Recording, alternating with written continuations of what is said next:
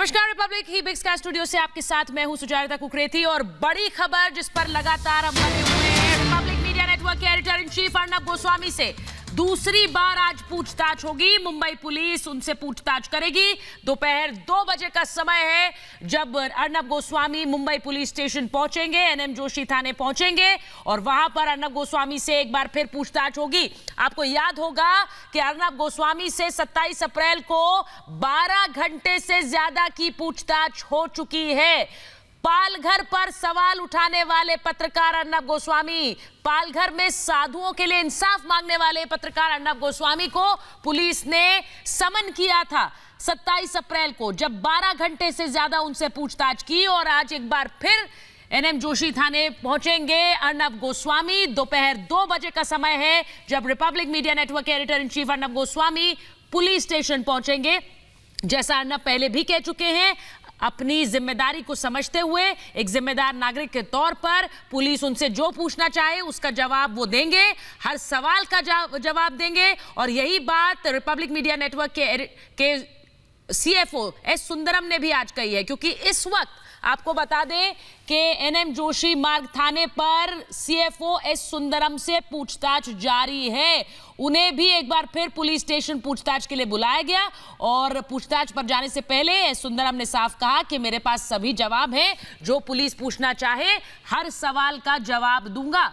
और इस वक्त जो तस्वीरें आपको दिखा रहे हैं ये थोड़ी देर पहले की, जब 11 बजे का समय दिया गया था, सीएफओ एस सुंदरम को पूछताछ के लिए बुलाया गया था, उससे 15 मिनट पहले ही वो पुलिस स्टेशन पहुंच गए थे। और जाने से पहले उन्होंने साफ कहा कि जो भी सवाल होंगे उनका जवाब मैं सीधे ढंग से दूंगा। लेकिन सोचिए कि 27 अप्रैल यानी कि 45 दिन के अंदर 2 बार अर्नब गोस्वामी से पूछताछ पालघर पर सवाल उठाने के लिए, पूछताछ साधुओं के लिए इंसाफ मांगने के लिए, और आज बांद्रा कवरेज को लेकर पूछताछ के लिए अर्नब गोस्वामी को बुलाया गया है। ये तस्वीरें आपको दिखा रहे हैं जब थोड़ी देर पहले सीएफओ एस सुंदरम पहुंचे थे पुलिस स्टेशन। हमारे साथ ऐश्वर्या जुड़ रहे हैं। ऐश्वर्या, आज अर्नब गोस्वामी एक बार फिर पुलिस स्टेशन पहुंचेंगे। 45 दिन के अंदर ये दूसरी बार है जब मुंबई पुलिस उन्हें पूछताछ के लिए बुला रही है। लेकिन जैसा वो पहले भी कहते आए हैं, अपनी जिम्मेदारी को समझते हुए हर सवाल का जवाब है उनके पास। बिल्कुल सुचरिता, और जैसा कि अभी आपने बताया कि पालघर की सच्चाई या फिर बांद्रा में जो हुआ उसकी सच्चाई हमने सिर्फ इसलिए दिखाई थी ताकि लॉ एंड ऑर्डर सिचुएशन बिगड़े ना, और वो हम उस पर खड़े हुए हैं। जो भी हमने अपने फैक्ट्स दिखाए, जो भी हमारी इन्वेस्टिगेशन थी, पालघर पर इन्वेस्टिगेशन जारी रहेगी। और जैसा कि आपने अभी बोला, अर्नब गोस्वामी ने जब वो उनको पहली बार बुलाया गया था, जब वो 8, 9, 10 घंटे जब वो इंटरोगेशन चली थी, और वही बात वो आज भी कह रहे हैं, आपको जितनी बार बुलाना है बुलाइए, आपको जितने सवाल पूछने हैं पूछिए, मैं कोऑपरेट करूंगा, मैं मुंबई पुलिस से कोऑर्डिनेट करूंगा। लेकिन एक पत्रकार को आप उसकी पत्रकारिता करने से नहीं रोक सकते अगर वो एक किसी इंसिडेंट पे, और जो पालघर में हुआ वो एक ऐसा इंसिडेंट है जिससे पूरा राष्ट्र हिल चुका था। आपने देखा कि किस तरह से केंद्रीय मंत्रियों ने उस पर आके कमेंट किया कि जी हाँ, आपको इसकी असलियत तक जाना चाहिए। तो बात यह है कि चाहे वो पालघर की हो या फिर बंबई के बांद्रा में हुए वो जो इंसिडेंट है उसकी असलियत सामने लाने की बात हो, रिपब्लिक मीडिया नेटवर्क और अर्नब गोस्वामी ने ये बात साफ कही है कि वो इस तरह की पत्रकारिता जारी रखेंगे। तो इसमें कोई डाउट नहीं है। और जहां तक मुंबई पुलिस इंटरोगेशन की बात है सुचरिता, तो अर्नब गोस्वामी ने कहा है कि वो लगातार हेल्प करते रहेंगे। आपको एक सवाल को 10 बार 100 बार पूछना है पूछिए, आपको जितनी बार बुलाना है बुलाइए, हम आपसे कोऑर्डिनेट करेंगे। रिपब्लिक मीडिया नेटवर्क ने जब बांद्रा की खबर दिखाई ऐश्वर्या, उससे साफ हो गया था कि किस तरह से वहां भीड़ जुटी और एक साजिश के तहत जुटी, एक अफवाह के तहत जुटी। और ये रिपब्लिक मीडिया नेटवर्क की खबर दिखाए जाने के बाद ही खुलासा हुआ था, और किस तरह से विनय दुबे को भी उसके बाद ही पुलिस गिरफ्त में विनय दुबे आया। यानी सीधे सीधे खबर दिखाने का ये हश्र के एक पत्रकार को आप 45 दिन में दूसरी बार पूछताछ के लिए बुला रहे हैं, वो भी तब जब कोरोना का संक्रमण महाराष्ट्र में क्या है हम सब जानते हैं। बिल्कुल सुचरिता, लेकिन एक बार फिर जैसा कि हमने कहा, आपको बुलाना है आप बुलाइए, आपको 2 नहीं आपको 4 बार बुलाना है तो आप बुलाइए, वो आपके ऊपर है। लेकिन लेकिन अगर आप ये सोचेंगे कि पालघर जैसी खबरों के ऊपर इन्वेस्टिगेशन ढीला पड़ जाए या फिर हम अपनी पत्रकारिता ना करें, तो ये बात अर्नब गोस्वामी ने साफ कर दी है कि वो तो इन्वेस्टिगेशन जारी रहेगा, चाहे वो पालघर का हो या फिर जो बांद्रा में जिस तरीके का इंसिडेंट हुआ उसकी सच्चाई सामने लाने से लॉ एंड ऑर्डर सिचुएशन को बनाए रखा गया। तो इस तरह की रिपोर्टिंग और इस तरह की पत्रकारिता कभी भी रुकेगी नहीं। रिपब्लिक मीडिया नेटवर्क और फिर अर्नब गोस्वामी इस तरह की पत्रकारिता करते रहेंगे। जहां तक सच्चाई की बात है वो तो सामने आएगी। आपको जितनी बार जितने सवाल जितने तरीके से घूम घूम कर पूछना है आप पूछ सकते हैं, लेकिन हम अपनी पत्रकारिता करेंगे। बिल्कुल। तो ये तस्वीरें जो हम अपने दर्शकों को दिखा रहे हैं, सीएफओ एस सुंदरम जो आज सुबह 11 बजे पूछताछ के लिए पहुंचे थे और दोपहर 2 बजे रिपब्लिक मीडिया नेटवर्क के editor in chief Arnab Goswami पहुंचेंगे एनएमआर पुलिस स्टेशन और वहां पर हर सवाल का जवाब देने को तैयार अर्नब गोस्वामी। अलीशा हमारे साथ जुड़ी हुई हैं। अलीशा, एस सुंदरम से सीएफओ से इस वक्त पूछताछ जारी है और जैसा कि अर्नब ने भी पहले कहा था, एस सुंदरम ने भी वही कहा, हर सवाल का जवाब है।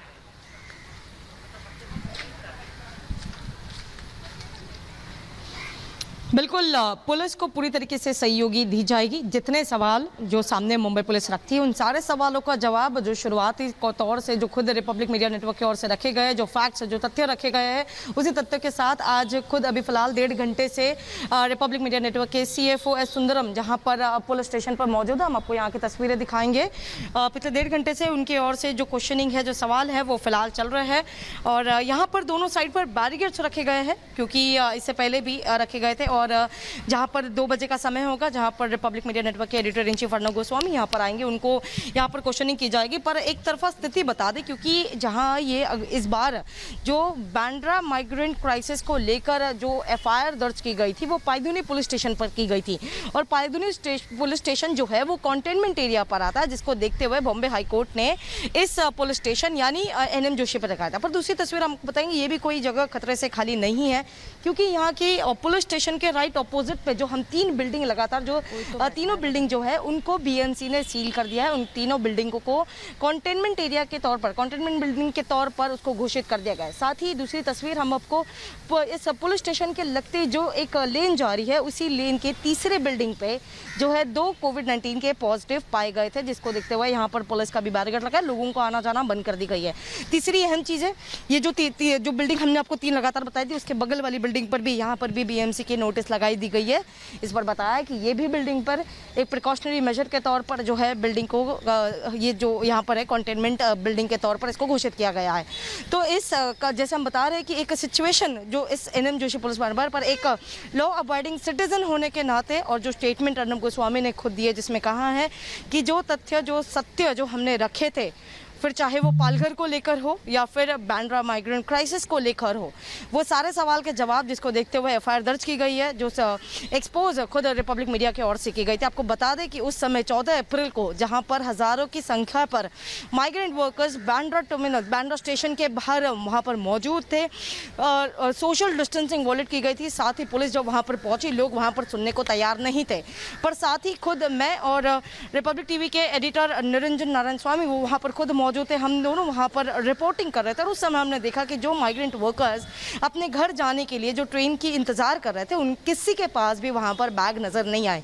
पहली चीज़। दूसरी चीज़ ये कि उसी दिन जो है रात में पुलिस ने सोशल एक्टिविस्ट विनय दुबे को अरेस्ट किया और अरेस्ट करने के बाद क्योंकि कहीं ना कहीं पर वो माइग्रेंट वर्कर्स को प्रोवोक करते हुए नजर आ रहा। तीसरी अहम चीज़ें जो रिपब्लिक मीडिया नेटवर्क की ओर से एक्सपोज की गई थी, एक वीडियो जहाँ पर सामने आया था और उस वीडियो में 3-4 लोग जो उसी भीड़ के लोग थे जो ये बातचीत करते हुए नजर आ रहे थे कि कितने बजे मीडिया और पुलिस को बुलाया जा रहा है और अगर वो 4 बजे का समय है तो उसके बाद पुलिस को साफ तौर पर यह कहा जाएगा कि जब तक या तो पैसा दो या तो हमें जाने के लिए ट्रेन दो।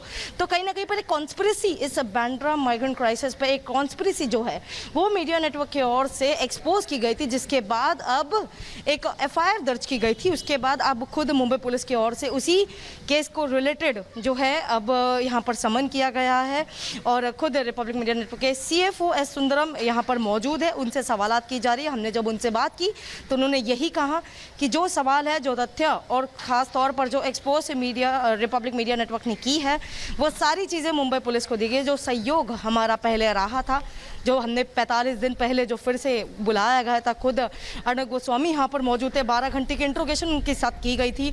और आज भी उसी तरीके से जो सहयोग मुंबई पुलिस को जितने सवाल जितने घंटे तौर पर पूछे जाएंगे, उस सारे सवालों का जवाब देंगे। फिर चाहे मिस्टर सुंदरम हो या फिर अर्णब गोस्वामी, जो करीबन 2 बजे तक यहाँ पर पहुँचेंगे। 2 बजे से पहले ही पहुँचेंगे, क्योंकि समय जो है, जो समय दिया गया उससे पहले पहुँचे। उसके पहले पहुँच कर जो लीगल टीम से बातचीत कर सकता है और यहाँ के पुलिस ऑफिशियल से बातचीत करेंगे। उसके बाद जो है फिर वो इंट्रोगेशन पर अपना पूरा सहयोग देंगे। बिल्कुल।